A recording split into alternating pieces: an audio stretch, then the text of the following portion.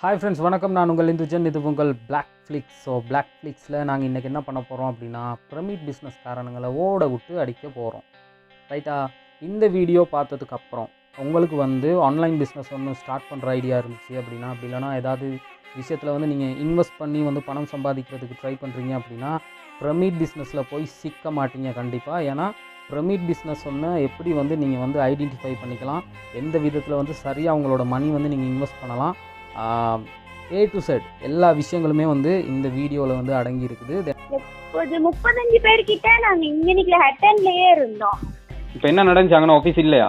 இல்லை, அங்கே ஆஃபீஸ் இருக்குது, அங்கே யாருமே இல்லை. அன்றைக்கி நான் போன இடத்துல யாருமே இல்லை. அன்றைக்கி நம்மளோட சகோதர சகோதரிகளே பிரமிட் பிஸ்னஸில் இன்வெஸ்ட் பண்ணி தன்னோட பணத்தை இழந்தவங்க இந்த வீடியோவில் அவங்களோட எக்ஸ்பீரியன்ஸை உங்களோட ஷேர் பண்ணிக்க போகிறாங்க. ஸோ வீடியோ மறக்காமல் எண்டு வரைக்குமே பாருங்கள்.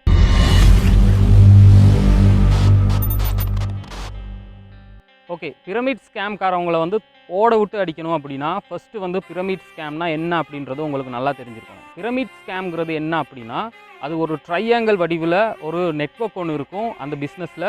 அதுக்கு நாங்கள் பிரமிட் ஸ்கேம்னு சொல்லுவோம். உதாரணத்துக்கு ஒரு ஆள் மேலே இருக்காங்க அப்படின்னா, அவருக்கு கீழே ஒரு 6 பேர் மெம்பராக அவர் சேர்த்துக்குவார். அந்த 6 பேருக்கு அவர் பொருட்களோ அல்லது சேவைகளோ வழங்குவார். அதை சேல் பண்ணுறதுக்காக. அதை சேல் பண்ணுறது மூலமாக வர்ற கமிஷன் அமௌண்ட்டில் அவங்களுக்கான இன்கம் வரும். தென் அதே மாதிரி கீழே இருக்கிற 6 பேரும் அவங்களுக்கு கீழே இன்னும் டவுன்லைனஸை சேர்த்துக்கலாம். அதாவது ஒரு ஆளுக்கு 6 பேர் மெனி டவுன்லைனஸை சேர்த்துக்கலாம். இப்படி இதை நீங்கள் ஒரு ஸ்ட்ரக்சராக போட்டு பார்த்தீங்க அப்படின்னா, அது ஒரு பிரமிட் வடிவிலான ஒரு ஸ்ட்ரக்சர் வரும். ஸோ இதுக்கு தான் நாங்கள் சொல்கிறது பிரமிட் ஸ்கேம் அப்படின்னு சொல்கிறது. ரைட், இதை ஏன்டா தடை பண்ணுறாங்க? ஒய் சார், இதை ஏன் சென்ட்ரல் பேங்க்கால் பேன் பண்ணுறாங்க? இதுலேயும் இன்கம் தானே வருது. ஸோ எல்லோரும் நல்லா தானே இருக்க போகிறாங்க அப்படின்னு நீங்கள் கேட்கலாம்.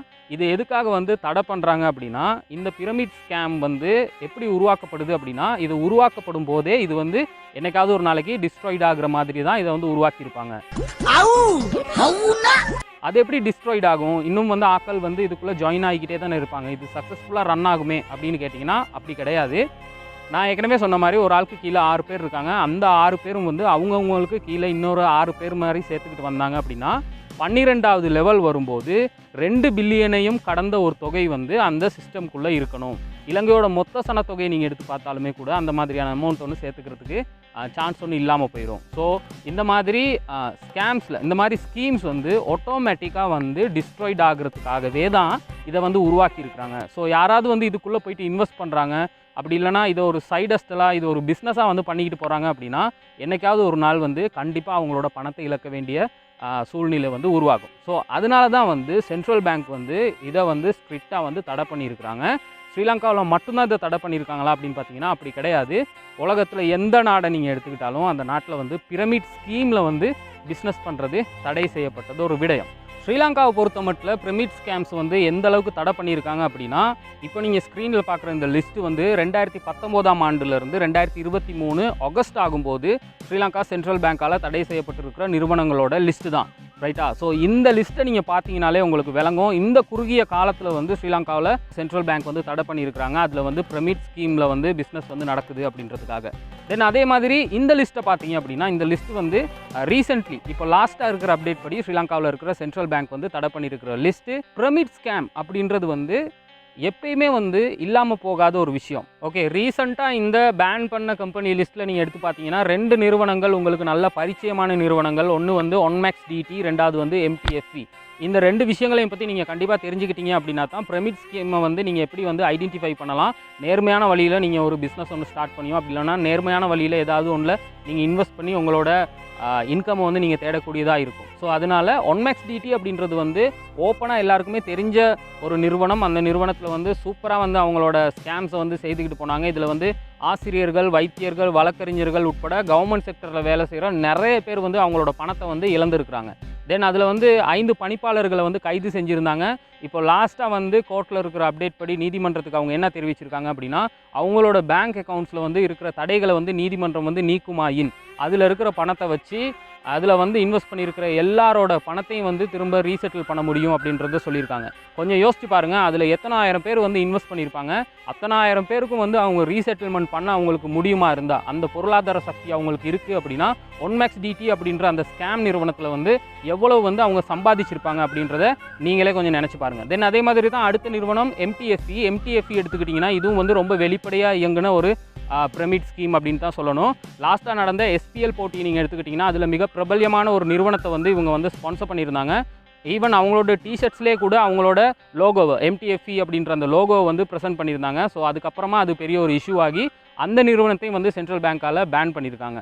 ஸோ இவ்வளோ பிரம்மாண்டமான ஒரு போட்டி நிகழ்ச்சியில் ஒரு அணிக்கு வந்து அவங்களுக்கு ஸ்பான்சர் பண்ணுற அளவுக்கு அதில் வந்து கேஷ் இருக்குது அப்படின்னா, அவங்ககிட்ட பணம் இருக்குது அப்படின்னா, அவங்க எந்த அளவுக்கு இந்த பிரமிட் ஸ்கேமில் வந்து அவங்க வந்து சம்பாதிச்சிருப்பாங்க அப்படின்றத நீங்கள் கொஞ்சம் யோசிச்சு பாருங்கள். தென் சென்ட்ரல் பேங்க் வந்து இதுக்கு எடுக்கிற நடவடிக்கைகள் எல்லாத்தையும் நீங்கள் பார்த்தீங்க அப்படின்னா ரொம்ப லேட்டாக தான் இருக்கும். இப்போ ஒன்மேக்ஸ் டிடி வந்து வெளிப்படையாக நடந்த ஒரு வியாபாரம், எம்டிஎஃப்ங்கிறது வெளிப்படையாக நடந்த ஒரு வியாபாரம். ஸோ இதை வந்து பேன் பண்ணுறதுக்கு ஏன் இவ்வளோ காலம் எடுத்துக்கிறாங்க அப்படின்னா, இந்த பிரமிட் ஸ்கீம்ஸை பண்ணுறவங்க எல்லாருமே வந்து ஆரம்ப காலங்களில் சிறியதாக வந்து பண்ணிகிட்டு இருந்தாங்க. வெளிப்படையாக வந்து அவங்க மாட்டிக்கிறதுக்கான நிறைய சான்சஸ் இருந்தது. ஆனால் இப்போ பண்ணுறவங்க வந்து ரொம்ப சூட்சுமமான முறையில் இதை வந்து பண்ணிகிட்டு இருக்கிறாங்க. ஸோ நான் ஆல்ரெடி சொல்லியிருந்தேன், நம்மளோட சகோதர சகோதரிகளே இதில் வந்து இன்வெஸ்ட் பண்ணி அவங்களோட பணத்தை இழந்திருக்கிறாங்க, அவங்களோட எக்ஸ்பீரியன்ஸ் எங்களோட ஷேர் பண்ணியிருக்காங்க. அப்படின்றப்ப அவங்க ஷேர் பண்ணியிருக்கிற அந்த கால் ரெக்கார்ட்ஸ் அண்ட் நான் சொல்கிற இந்த விஷயங்கள் எல்லாத்தையுமே வந்து ஒப்பீட்டு ரீதியில் நீங்கள் பார்த்தீங்க அப்படின்னா, சென்ட்ரல் பேங்க் எந்த இடத்துல திணறுது, சென்ட்ரல் பேங்க் ஏன் இதுக்கு வந்து வேகமாக எந்த ஒரு நடவடிக்கையுமே எடுக்க முடியலை, அந்த அளவுக்கு வந்து பிரமிட் ஸ்கேம் பண்ணுறவங்க என்ன மாதிரியான உத்திகளை வந்து பயன்படுத்துகிறாங்க அப்படின்றத நீங்கள் வந்து தெளிவாக தெரிஞ்சுக்கலாம். பிரமிட் ஸ்கேம் ஒன்றில் வந்து உண்மைக்குமே சிக்கக்கூடியவங்க யார் அப்படின்னு பார்த்தீங்கன்னா, நடுத்தர வர்க்கத்தை சார்ந்தவர்கள் மட்டும் இல்லை, எந்த வர்க்கத்தை சார்ந்தவர்களாக இருந்தாலுமே வந்து பிரமிட்டில் வந்து சிக்கிடுவாங்க. எதனால் சிக்கிடுவாங்க அப்படின்னா பணத்தாசை, ரைட்டா? ஸோ எப்படி வந்து முதல்ல அப்ரோச் பண்ண வருவாங்க, யார் வருவாங்க அப்படின்றத நீங்கள் தெரிஞ்சுக்கோங்க. உங்களை சுற்றி இருக்கிற நண்பர்கள் வரலாம், உங்கள் குடும்பத்தில் இருக்க யாராவது ஒரு மெம்பர் வரலாம், அப்படி இல்லைனா உங்களோட வேலை செய்கிற இடத்துலேருந்து யாராவது வரலாம், அப்படி இல்லைனா உங்களோட நண்பரோட நண்பர் வரலாம். இந்த மாதிரி யார் வேணாலும் வரலாம். என்ன பிரச்சனை, என்ன நடந்தது? என்ன நடந்துச்சுன்னா, ஏற்கனவே எனக்கு ஒருத்தவங்க கால் பண்ணா ரொசான் நம்பர் கொடுத்தாரா அப்படின்ட்டு கால் பண்ணி எங்க ஊர்னு கேட்டீங்கன்னா ஊர்லாம் சொன்னேன். சொல்லிட்டு ராதல வர முடியுமான்னு கேட்டாங்க. ராதலுக்கு போனக்கு கடைசியில யாரியா குருவா குரு அவன் தான் இன்டர்வியூ மாதிரி எடுத்தான். கேட்டு சொன்னான், இப்படி நீங்க என்ன வேலை செய்றீங்க, உங்களுக்கு வர வருமானம் போதுமா பத்தாதா அப்படின்னு கேட்டான். பத்தாதா அப்படின்னு சொன்னக்கு சரி இப்ப நான் இங்க வேலை செஞ்ச இப்படி செய்யலாம் அப்படி இப்படின்லாம் சொல்லிட்டு கொஞ்ச நேரம் காய்ச்சிக்கிட்டு இருந்தாங்க. ஒரு 1/2 hour மாதிரி கழுத்து காசு கேட்டாங்க. 7,000 ரூபாய் போட்டு விட்டு 23 நாள்ல மீட்டிங் இருக்கு அட்டெண்ட் எங்கேயோ ஒரு ஊர் சொன்னாங்க. எதை நம்பி நீங்க காசு போட்டீங்க? இல்லைங்கள எதை நீங்க நம்புனீங்க? அதுதான் அங்கே ஏஜென்சி மாதிரி ஒன்று வச்சிருந்தாங்க. கடைசியில் அது ஒரு வீடு ஒண்ணு. சரியா, அவனு அதுக்கப்புறம் அவன் நிறைய பேர் இருந்தாங்க. நம்பிக்கை ஒன்றுலப்பா போட்டேன். அதுக்கப்புறம் அவ்வளவுதான். மீட்டிங் எங்க நடந்துச்சு, போனீங்களா நீங்க? விலங்குல அங்க எத்தனை நாளுக்குள்ள நடக்குதுன்னு சொன்னீங்க? விலங்குல எதுக்கு நீங்க காசு போட்டீங்க? 7,000 போட்டீங்கல்ல? அவங்க சொன்னாங்க இப்ப மீட்டிங் மாதிரி நடக்கும், அதுக்கப்புறம் வேலை அப்படின்னு சொன்னாங்க. வேலைன்னு என்ன வேலைன்னு சொன்னாங்க? அப்படின்னா அது ஆன்லைன்ல வந்து என்னமோ பிசினஸ் என்னமோ சொன்னாங்க. அது போட்டதுக்கு அப்புறம் வேலை அங்கேயே அப்படி இப்படின்னு சொன்னாங்க. இ பிரான்சைஸ் சிஸ்டம் ஏதாவது சொன்னாங்களா? அவங்க தான் அப்படித்தான் சொன்னாங்க. கம்பெனி என்னவா? கம்பெனி பத்தி உங்களுக்கு என்ன தெரியும்? கம்பெனி பத்தி பெருசா எதுவுமே இங்க சொல்லல. ரெஜிஸ்டர் ஆயிருக்கிற கம்பெனின்னு உங்களுக்கு ஏதாவது சர்டிபிகேட்ஸ் காட்டினாங்களா? இல்ல அதெல்லாம் எதுவுமே காட்டல. அதெல்லாம் எதுவுமே காட்டல.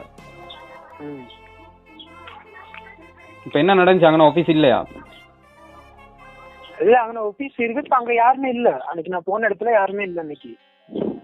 ஸோ வந்து முதல்ல உங்ககிட்ட சொல்கிற விஷயம் என்ன அப்படின்னா, ஒரு பிஸ்னஸ் ஒன்று இருக்குது, அந்த பிஸ்னஸ்க்கு நீங்கள் வந்து இன்வெஸ்ட் பண்ணுங்கள். அப்படி நீங்கள் இன்வெஸ்ட் பண்ணிங்கன்னா உங்களோட லைஃபே மாறிடும். இது ஒன்று போதும், காசு காலிக்கல கொட்டி கிடக்கும், நான் லட்சக்கணக்கில் சம்பாதிக்கிறேன் அப்படின்ற மாதிரி சொல்லுவாங்க. ஸோ ஃபஸ்ட்டு நீங்கள் புரிஞ்சிக்க வேண்டிய விஷயம் என்ன அப்படின்னா, இந்த உலகத்தில் யாருமே வந்து யாருக்கும் சும்மா வந்து காசு கொடுக்க வேண்டிய எந்த அவசியமும் இல்லை. அவ்வளோ ஈஸியாக சம்பாதிக்க முடியும் அப்படின்னா மற்றவங்க யாருமே வந்து கஷ்டப்படாமல் இந்த மாதிரி சம்பாதிக்கிற வழிகளில் மட்டுமே சம்பாதிச்சுக்கிட்டு இருப்பாங்க. ரைட்டா? நான் ஒரு 2 வருஷத்துக்கு முன்னால இன்வெஸ்ட் பண்ணி இருந்தேன்னா. நீங்கள் எங்கே இருந்தம்மா பேசுகிறீங்க? நான் ஹட்டன்ல. ஓகே. அது 2 வருஷத்துக்கு முன்னால நான் அதுல இன்வெஸ்ட் பண்ணியிருந்தேன். இன்வெஸ்ட் பண்ணி ஒரு 60,000 ரூபாய் கிட்டத்தட்ட 59,000-60,000 ரூபாய் கேட்டாங்க ஃபர்ஸ்ட். அதுக்கு பிறகு நான் அதுக்கும் காசு கேட்டு அப்படிலாம் கேட்டாங்கண்ணா. அதுல வந்து ஒரு புக் மாதிரி ஒன்று கொடுத்தாங்க எங்களுக்கு, ஃபைல் ஒன்று போட்டு. அந்த டாக்குமெண்ட்ஸ் மட்டும்தான் இப்ப என்கிட்டே இருக்கு. ஓகே. அந்த டாக்குமெண்ட்ல என்ன இருக்கு? அதுல என்ன இருக்குன்னு சரியா தெரியலன்னா அது புக் மாதிரி ஒன்று கொடுத்தாங்க.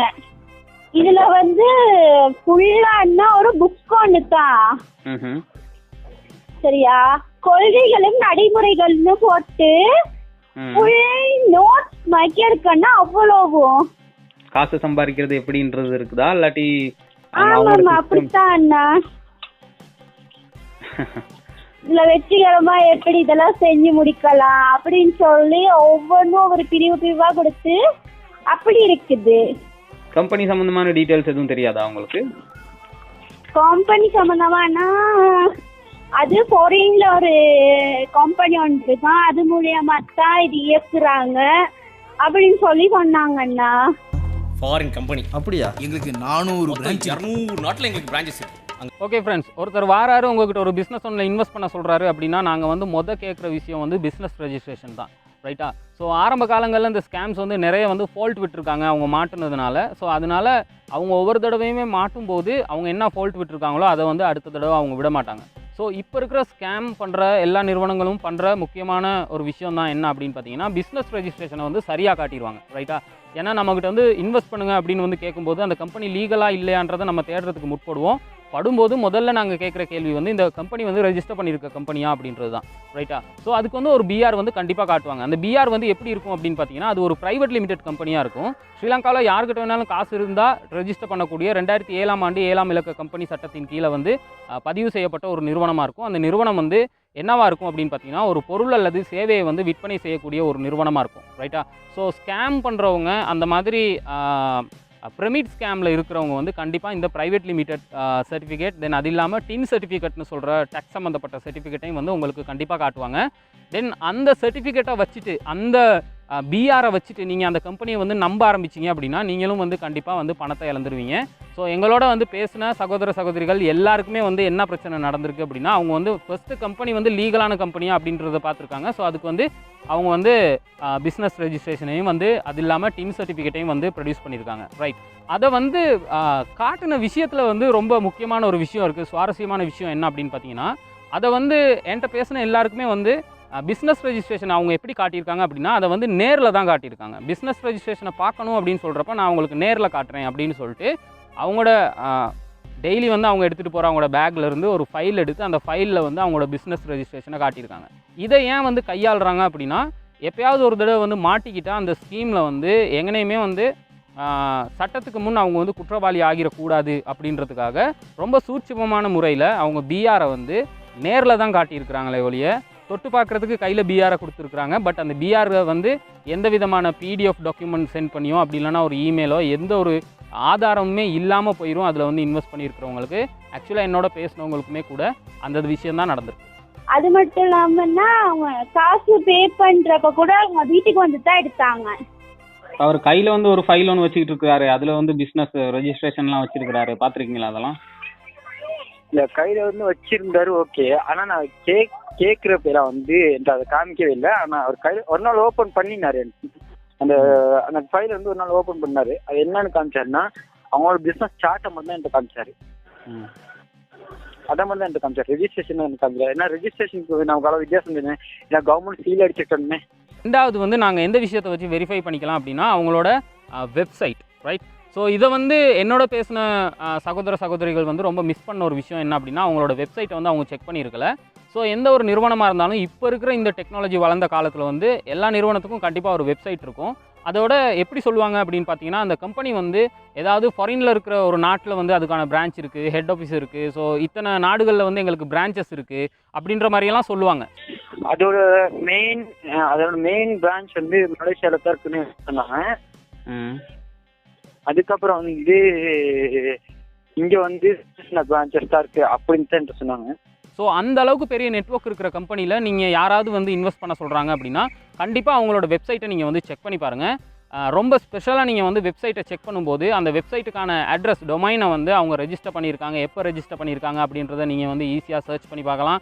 தென் அது இல்லாமல் அந்த வெப்சைட் வந்து பல வருஷத்துக்கு முன்னுக்கு எப்படி இருந்துச்சு அப்படின்றதையும் நீங்கள் வந்து தேடி பார்க்கலாம். ஸோ அதுக்கான லிங்க்ஸ் எல்லாம் வந்து உங்களுக்கு நான் டிஸ்கிரிப்ஷனில் காட்டுறேன். ஸோ அந்த லிங்க்ஸுக்கு நீங்கள் போனீங்கன்னா அது எல்லாத்தையுமே வந்து நீங்கள் செக் பண்ணி பார்க்கலாம். அடுத்த விஷயம் என்ன அப்படின்னு பார்த்தீங்கன்னா, அதோட லொக்கேஷன். ஹெட் ஆஃபீஸ் வந்து ஆஸ்திரேலியாவில் இல்லைனா யூகேயில் அப்படி இல்லைனா கனடாவில் அந்த மாதிரி வெளிநாடுகளில் இருக்குது அப்படின்னு சொல்கிறாங்க அப்படின்னா கண்டிப்பாக வந்து அதோட லொக்கேஷனை நீங்கள் வந்து பார்க்கணும், ரைட்டா? ஸோ அந்த லொக்கேஷனை நீங்கள் பார்க்குறதுக்கு உங்களுக்கு இப்போ ரொம்ப ஹெல்ப்ஃபுல்லாக இருக்கும். கூகுள் மேப்ஸில் நீங்கள் போய்ட்டு லொக்கேஷனை பார்க்கலாம். அந்த லொக்கேஷனுக்கு நீங்கள் ஸ்ட்ரீட் வியூ மூலமாக நீங்கள் அந்த இடத்துல அந்த கம்பெனி எக்ஸாக்டாக இருக்குதா, அதே போர்டில் அதே கம்பெனி ரெஜிஸ்ட்ரேஷன் நம்பர் போட்டு அதே போர்டோட அந்த கம்பெனி வந்து அந்த இடத்துல இருக்குதா இல்லையா அப்படின்றது வந்து உங்களுக்கு 100% வெரிஃபை பண்ணிக்கக்கூடிய சான்சஸ் இருக்குது. இப்போ அதுக்கான வசதிகளும் வந்து ரொம்ப ஈஸியாக இருக்குது. உங்கள் கையில் இருக்கிற மொபைல் ஃபோன்லேயே அதை வந்து நீங்கள் ஈஸியாக பண்ணலாம். ஸோ என்னோட பேசினவங்க, இந்த ஸ்கேம்ஸில் மாட்டினவங்க எல்லாருமே வந்து தவற விட்ட முக்கியமான ஒரு இடம் இது. ஸோ இனிமேல் யாராவது வந்து உங்களுக்கு இன்வெஸ்ட் பண்ண சொன்னாங்க அப்படின்னா கண்டிப்பாக நீங்கள் அந்த இடத்துல செக் பண்ணி பாருங்கள். எனக்கு நான் சொன்னால் ஸ்டார்ட்டில் வந்து எனக்கு வந்து பிரைன் வாஷ் பண்ணாங்க. பிரைன் வாஷ் பண்ணின பிற்பாடு நானும் வீட்டில் வந்து சொன்னேன், இப்படி தான் பிரச்சனை, இந்த இப்படி தான் ஷோ நடக்குதான், சரி நான் போயிட்டு பார்த்துட்டு வரேன், நம்ம இவ்வளோ இன்வெஸ்ட்மெண்ட் பண்ணணும்னு சொல்கிறாங்க அப்படின்னு சொல்லி நானும் சொன்னேன் வீட்டில். வீட்டில் பிடிக்கல, நான் கொஞ்சம் கம்பல் பண்ண வீட்டில் சரி நீ என்னதான் செய்யறதுன்னு பார்ப்போமே அப்படின்னு சொல்லிட்டு அவங்களும் காசு கொடுத்தாங்க. கிட்டத்தட்ட ஒரு 2.5 லட்ச ரூபா. 2.5 லட்ச ரூபா காசு. உங்களுக்கும் அதே மாதிரி ப்ரோக்ராம்ஸ் எல்லாம் நடந்தது, அதே மாதிரி ட்ரைனிங்ஸ் எல்லாம் நடந்ததா? அப்படின்னா ஃபர்ஸ்ட் வந்து எனக்கு மீட்டிங் நடந்தது வந்து அட்டன்ல கோல் மஹால்ன்ற ஒரு ஹாலில் தான் நடந்துச்சு. அதுக்கு கேட்டிருந்தாங்க, ஒரு ஆளுக்கு 2000 கேட்டிருந்தாங்க. அப்போ என்ட்ரி டிக்கெட் மட்டும். என்ட்ரி டிக்கெட் எவ்வளோ? 2000 கேட்டிருந்தாங்க. அதுக்கப்புறம் வந்து அந்த மீட்டிங் முடிஞ்சோடனே அவங்க வந்து அதுலேயே சின்ன சின்ன அட்வென்ச்சர்ஸ் வந்து சொன்னாங்க. என்னன்னு கேட்டால் அந்த வலை பின்னி அது மேலே நின்று அப்படி நிறைய அட்வென்ச்சர்ஸ் சின்ன சின்னதாக இருந்தாங்க. அது என்னன்னு கேட்டால் ஷொப்பிங் கோர்ட்டில் தான் தந்தாங்க. அது கொஞ்சம் கஷ்டம் அப்படின்னு சொல்லிட்டான். சரி இவங்க என்ன செய்யறாங்கன்னு பாப்பா அப்படின்னு தான் அது தந்திருப்பாங்க போல. நாங்களும் அதை செஞ்சு காமிச்சோம், டீமாக ஃபார்ம் ஆகி தான் செஞ்சு காமிச்சோம். அதுக்கப்புறம் தான் எங்களுக்கு இன்னொரு மீட்டிங் ஒன்று நடந்துச்சு, செகண்ட் பார்ட் மீட்டிங்னு சொன்னாங்க. அதை என்னன்னு கேட்டால் ரோங் வே ரைட் வே அப்படி இப்படின்னு நிறைய விஷயம் சொல்லிட்டு இருந்தாங்க. அப்போ பிஸ்னஸ் தியரியில் வந்து ரைட் வேக்கு போகக்கூடாது, ரோங் வேக்கு தான் போகணும் அப்படின்னு சொல்லியும், சரி ரோங் வே வந்து கொஞ்சம் தப்பாக இருக்குமா அப்படின்னு சொல்லி எனக்கும் கொஞ்சம் மனசு குழப்பமாக தானே இருந்துச்சு. என்ன ராங் வே? ரோங் வேனா இப்போ எப்படி சொல்றது, ஒரு பிஸ்னஸ்ல வந்து இப்போ நியாயமான பிஸ்னஸ் இருக்குன்னா உண்மையை சொல்லித்தானே ஒரு விஷயத்த கொடுப்பாங்க. ஆமாம். ஆனால் நம்ம இப்போ இவங்க சொல்றது வந்து என்னன்னு கேட்டால், இன்கம் வந்து நீங்கள் காசை போட்டு அந்த வட்டி வர மாதிரி எப்படி சொல்றது, பேங்க்ல காசை போட்டு ஒரு 2-3 லட்ச ரூபா போட்டு வீட்டில் இருப்ப அந்த டைம்ல வட்டி வரும் தானே. ஆமாம். அந்த மாதிரி தான் அவங்க சொன்னாங்க. இப்போ அதுவும் உங்களுக்கு கீழே வந்து ஜாயின் பண்ற ஒவ்வொருத்தர் ஆட்கள்டையும் கமிஷனும் உங்களுக்கு வந்து சேரும். ஆமா அப்படிங்கிற மாதிரி சொன்னாங்க. என்ன அப்படின்னு பார்த்தீங்கன்னா, அவங்களுக்கு ஒரு ஈவெண்ட் நடத்துவாங்க, அந்த ஈவெண்ட்டுக்கு வந்து வர சொல்லுவாங்க. அந்த ஈவெண்ட்டுக்கு வந்தால் தான் அந்த பிஸ்னஸ் வந்து எந்த அளவுக்கு குவாலிஃபைடான பிஸ்னஸ், இதை வந்து செய்தால் நீங்கள் வந்து அவங்களுக்கு லைஃபே மாறும் அப்படின்றத ப்ராமிஸ் பண்ணியிருப்பாங்க. ஸோ அதை வந்து நிரூபிக்கிறதுக்காக அந்த ஈவெண்ட்டுக்கு வந்து வர சொல்லியிருப்பாங்க. என்னோட பேசினவருக்கும் வந்து 7500 வந்து மெம்பர்ஷிப் அமௌண்ட் ஒன்று எடுத்துகிட்டு அவங்க வந்து அந்த ஈவெண்ட்டுக்கு வர சொல்லியிருக்காங்க. ஏதாவது அட்வென்ச்சர் ப்ரோக்ராம் எல்லாம் பண்ணாங்களா? ஏதாவது பண்ணாங்க கிட்டூர் கலையில பண்ணாங்க. நீங்க போனீங்களா அதுக்கு? நான் அதுக்கு வர சொல்லி அவங்க எல்லாம் காசு போட்டு நீ கூட்டிட்டு போனாங்க. அங்க என்ன இருந்தது? அங்க என்ன ப்ரோக்ராம்ஸ் ஏற்பாடு செஞ்சிருந்தாங்களா? நீங்க நல்ல கயிறு மேல நடக்கிறது, கயிறு மேல நடக்கிறது, தண்ணியில குதிக்கிறது, அந்த மாதிரி எல்லாம் செஞ்சாங்க.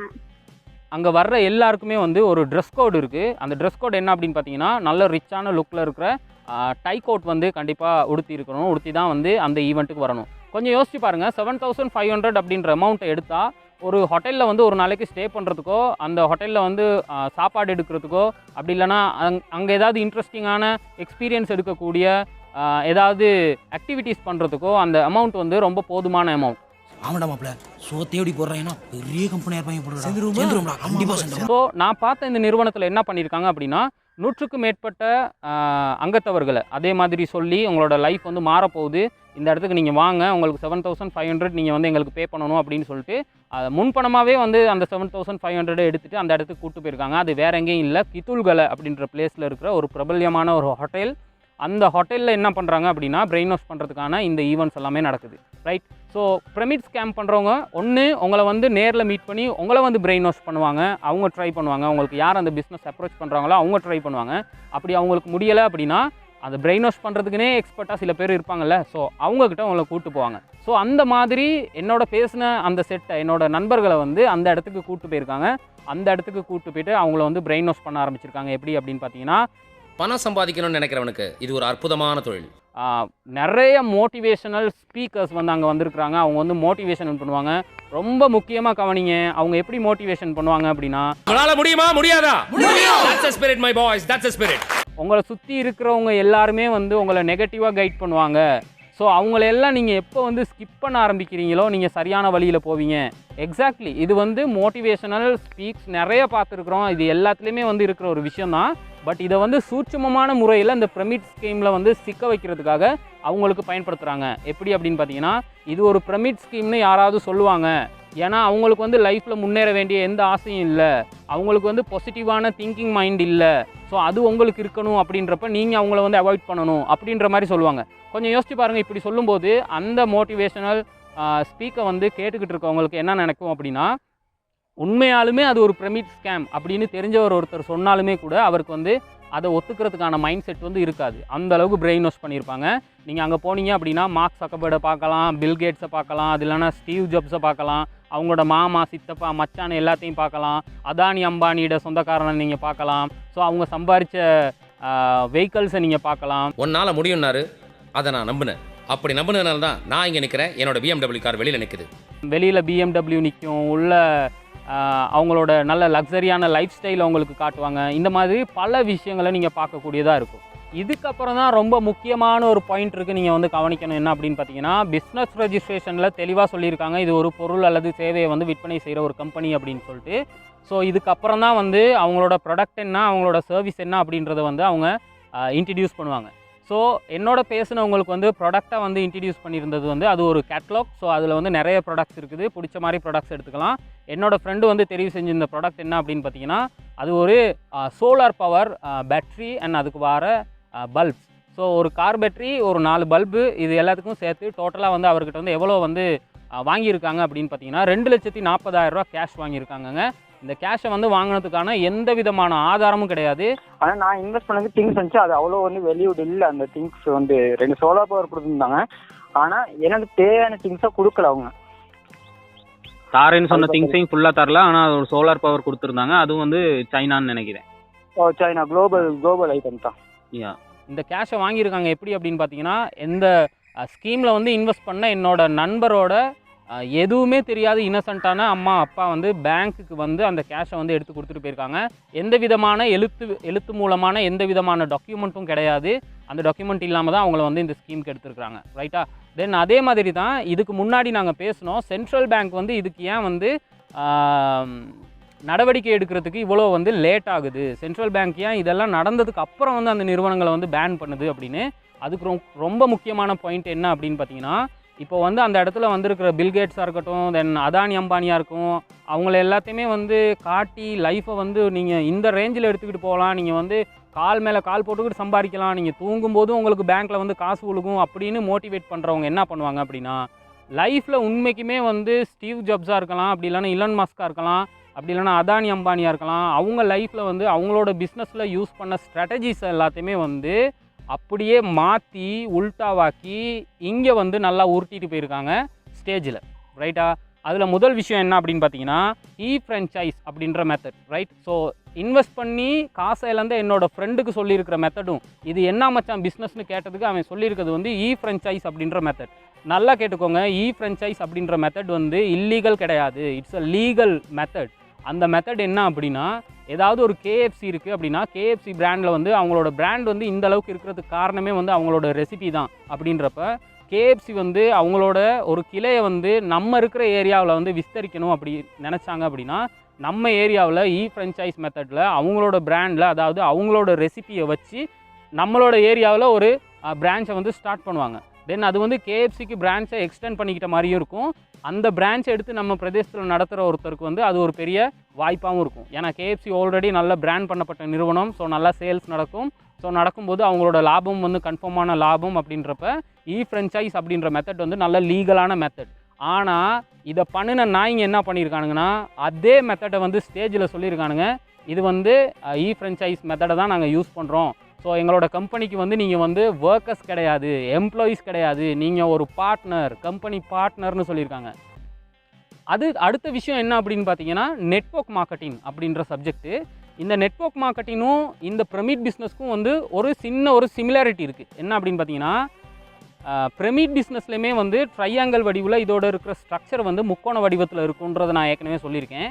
தென் அதே மாதிரி ஏதாவது ஒரு நிறுவனத்தில் வந்து நெட்வொர்க் மார்க்கெட்டிங் பண்ணுறாங்க அப்படின்னா அதோட ஸ்ட்ரக்சரும் வந்து இதே மாதிரி ட்ரையாங்கல் வடிவில் தான் இருக்கும். இது ரெண்டுக்கும் வந்து சின்ன சின்ன டிஃப்ரென்ஸ் தான் இருக்குது. அது என்ன டிஃப்ரென்ஸுன்றதை நான் சொல்கிறேன். இந்த இடத்துல இவனுங்க உருட்டு என்ன அப்படின்னு பார்த்தீங்கன்னா, இந்த பிரமிட் ஸ்கீமை வந்து இது பிரமிடு கிடையாது, இது நெட்வொர்க் மார்க்கெட்டிங் அப்படின்ற மாதிரி காட்ட ஆரம்பிக்கிறானுங்க. தென் அதே மாதிரி நெட்வொர்க் மார்க்கெட்டிங் வந்து லீகலான ஒரு மெத்தட் அப்படின்னு எந்தெந்த இடத்துல எல்லாம் பப்ளிஷ் ஆகிருக்குதோ அதெல்லாம் வந்து ரெஃபரன்ஸாக எடுத்து காட்டுறானுங்க. ரைட்டா? ஸோ இது ரெண்டுக்கும் வந்து டிஃபரன்ஸ் என்ன அப்படின்றத சரியாக புரிஞ்சுக்கிட்டாங்க அப்படின்னா, ஒரு பிரமிட் ஸ்கீமை வந்து இல்லை இது வந்து நெட்வொர்க் மார்க்கெட்டிங் தான் அப்படின்னு உங்களுக்கு எந்த அளவுக்கு வந்து அப்ரோச் பண்ண ட்ரை பண்ணாலும் உங்களுக்கு வந்து ஒரு தெளிவான ஒரு ஐடியா இருக்கும். அப்படின்றனால அந்த மெத்தட்ஸை வந்து நான் உங்களுக்கு சொல்கிறேன். நெட்வொர்க் மார்க்கெட்டிங் அப்படின்றது வந்து நான் ஏதாவது ஒரு நிறுவனம் வச்சுருக்கிறேன், என்னோட ஏதாவது ஒரு ப்ராடக்ட் இருக்குது, அந்த ப்ராடக்ட்டை வந்து நான் சேல் பண்ணணும். எக்ஸாம்பிளுக்கு நான் ஏதாவது ஒரு சிக்னல் கம்பெனியில் வேலை செய்கிறேன்னு வச்சுக்கோங்களேன். ஒரு சிக்னல் வந்து இன்றைக்கி 150 ரூபா வருது. அதே சிக்னலை வந்து நான் வந்து சேல்ஸ் அதிகரிச்சுக்கணும் அப்படின்னா சிக்னலை சேல் பண்ணி கொடுக்கக்கூடிய என்னோட நண்பர்களை வந்து அதே மெத்தடில், அதாவது அந்த முக்கோண வடிவிலே வந்து நானும் சேர்த்துக்கிட்டு போகலாம். ரைட்டா? ஸோ அப்படி பண்ணும்போது அந்த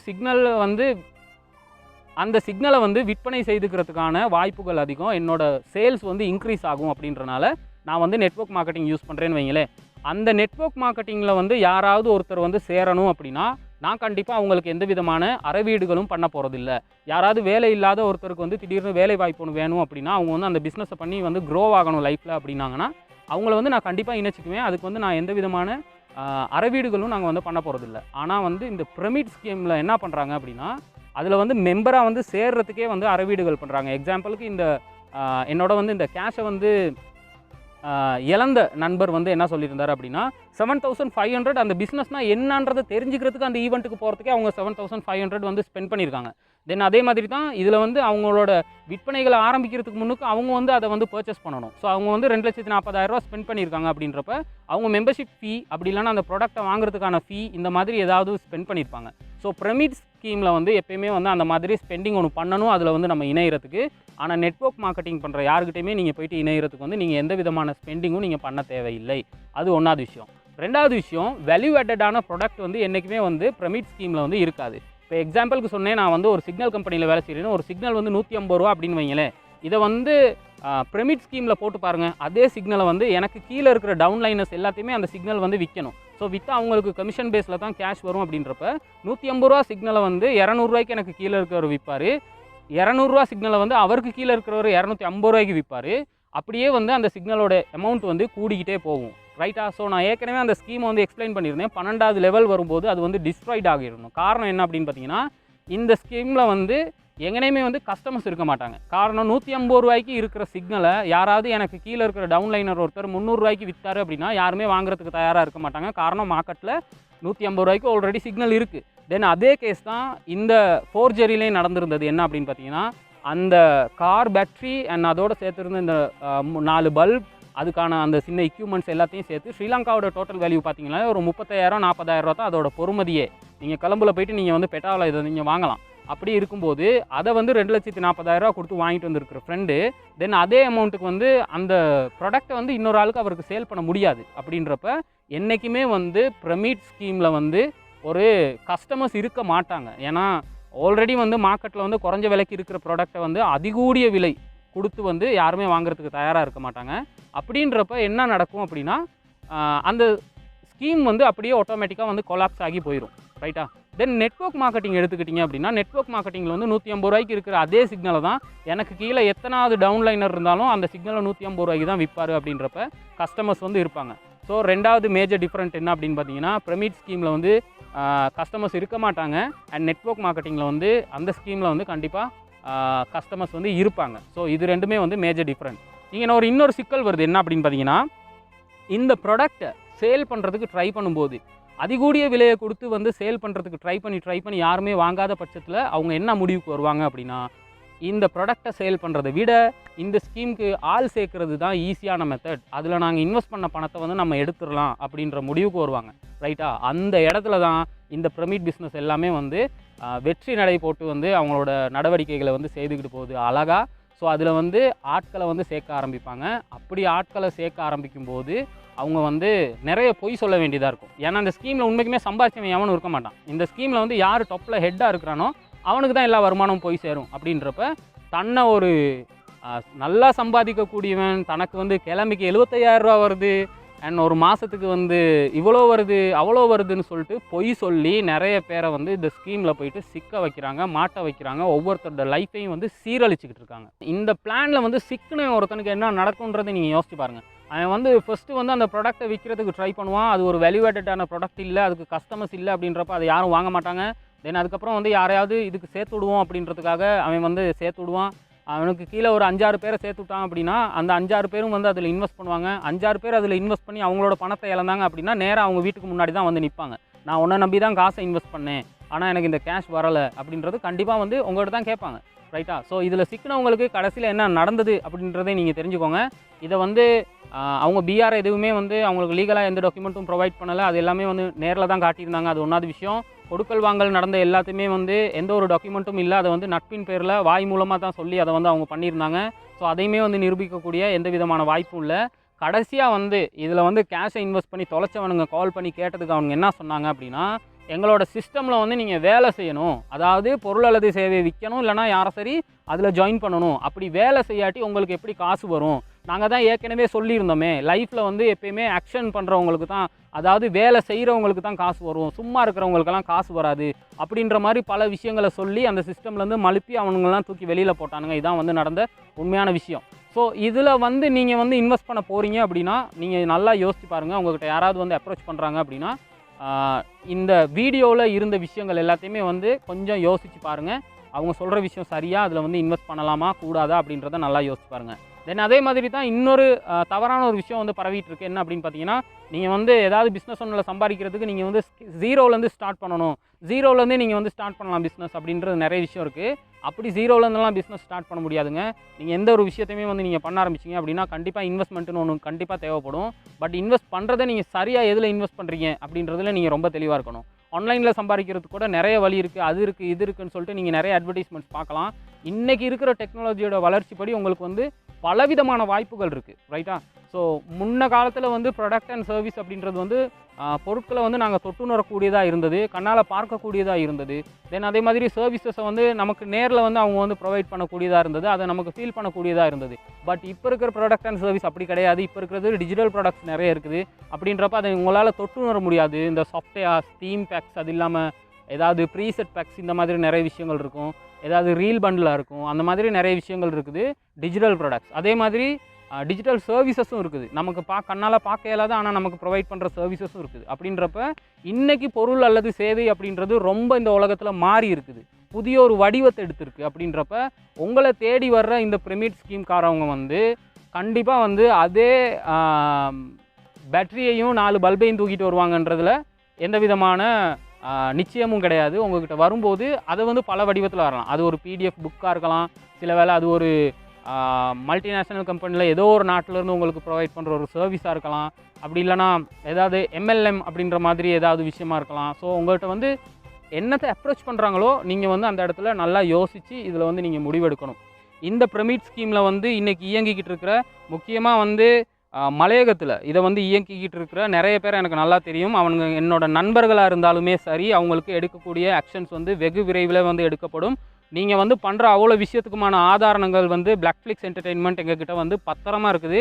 அது வந்து ஏதாவது இடத்துல வந்து தேவைப்பட்டுச்சு அப்படின்னா நாங்கள் கண்டிப்பாக அது அவ்வளோத்தையும் வந்து நாங்கள் வெளியிடுவோம் அப்படின்னு சொல்லிட்டு இந்த வீடியோ நான் வந்து இதோட நான் வந்து முடிக்கிறேன். தென் அதே மாதிரி தான் இந்த நம்மளோட சொசைட்டியில் இருக்கிற நல்ல டீச்சர்ஸ் இருக்கிறீங்க, நல்ல லாயர்ஸ் இருக்கிறீங்க, நல்ல வைத்தியர்கள் இருக்கிறீங்க, நல்ல கவர்மெண்ட் செக்டரில் வேலை செய்கிறீங்க, உங்களுக்கு லோன் கொடுக்குறதுக்கு அவ்வளோ பேங்க்ஸ் இருக்குது. அதெல்லாம் வாங்கிட்டு நீங்கள் உங்களோட லைஃப்பை வந்து நீங்கள் நல்லா கொண்டு போகலாம். ஆனால் நீங்கள் வந்து இந்த மாதிரி பிரமிட் ஸ்கீம்ஸில் வந்து போயிட்டு இன்வெஸ்ட் பண்ணிவிட்டு நல்ல ஒரு வேலை வாய்ப்பு ஒன்றும் இல்லாமல் தன்னோட குடும்பத்தை காப்பாற்றுறதுக்கு என்னடா பண்ணுறதுன்னு அன்றாட வாழ்க்கையை நடத்துறதுக்கு யோசிச்சுக்கிட்டு இருக்க ஒவ்வொருத்தருடைய லைஃப்பையும் நீங்கள் வந்து கெடுத்துக்கிட்டு இருக்கீங்க அப்படின்றத நீங்கள் வந்து மறந்துடக்கூடாது. அவ்வளோ பேரையும் நாங்கள் வந்து வெளிக்கொண்டு வரதுக்கு நாங்கள் தயாராக இருக்கிறோம். இந்த பிரமிட் ஸ்கீம்ஸ் எல்லாத்தையுமே வந்து முக்கியமாக இலங்கையில் எந்த இடத்துல என்ன மூலையில் கதையெல்லாம் தெரியாது. நாங்கள் இருக்கிற ஏரியாவில் பிரமிட் ஸ்கீம்ஸை நாங்கள் இருக்க விட மாட்டோம் அப்படின்ற எச்சரிக்கையை நாங்கள் இந்த வீடியோவில் நாங்கள் வந்து முன்வைக்கிறோம். உங்களுக்கு யாரும் இந்த மாதிரி கால் பண்ணி கேட்கலையா? நாங்கள் இன்வெஸ்ட் பண்ணோம் அப்படின்னு சொல்லிட்டு யாரும் கால் பண்ணி கேட்கலையா? இல்லைண்ணா, யாருமே அது வந்து இதை பற்றி வேற யார்ட்டையும் பேசிக்க வேணாம், இதில் இன்வெஸ்ட் பண்ணவங்கள பற்றி எதுவும் தேட வேணாம் அப்படின்னு சொல்லித்தானா சொல்லி எங்களுக்கு சொன்னாங்க. நெட்ல எல்லாம் போயிட்டு சர்ச் பண்ணாதீங்க அப்படின்னு சொல்லி.